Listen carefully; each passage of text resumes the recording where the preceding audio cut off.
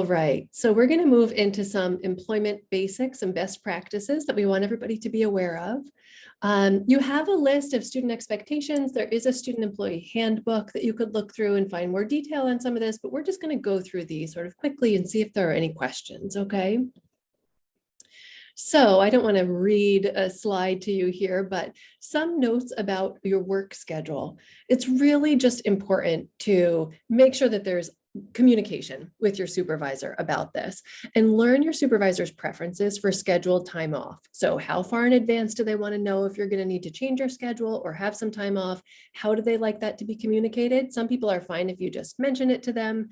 And others want it in writing, want it in an email, and might have a strong preference that way. So make sure that's something that you've talked with your supervisor about, just to make sure there's no confusion in the event that you do want to take some time off for any reason. Regular meetings with your supervisor, hopefully these are scheduled and happening. Once a week is usually great, but it varies by your position and sort of what works with you and your supervisor and your schedules. But it's great to have regular points to check in where you can ask for feedback.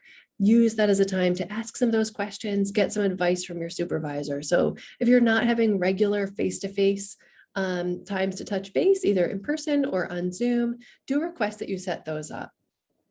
Now, dress codes are usually fairly informal for student employment, but when in doubt, go more formal, okay? If you're not sure, dress up, wait and see what everybody else is wearing and how it looks, or ask your supervisor. But this is just sort of a general rule starting a new job. When in doubt, go more formal, you can't go wrong. And then you can sort of dress down once you see that that's okay. But there aren't typically specific dress codes, except for like if you're working an event, like someone had mentioned, you know, sometimes if you're catering or doing things like that, there would be a uniform that you would wear. Evaluations. Gina, maybe you can mention a little bit about this too, but employees are on an evaluation cycle when you will get some formal feedback from your supervisor. So we just want you to be aware of that happens. And it's good to know what you're going to be evaluated on, what those metrics are. Discuss that with your supervisor in advance. What are the metrics? What does success look like here? What kinds of things you're going to be looking for in that evaluation? Okay, a few more. Training. So as you may know, if you've already started working, you will be taught how to perform your job duties, right? But not necessarily more than once. So ask questions, take notes, write things down. You don't want to later do something wrong and say, well, nobody told me that I wasn't supposed to do that. Ask those questions first. If you're ever not sure, just ask.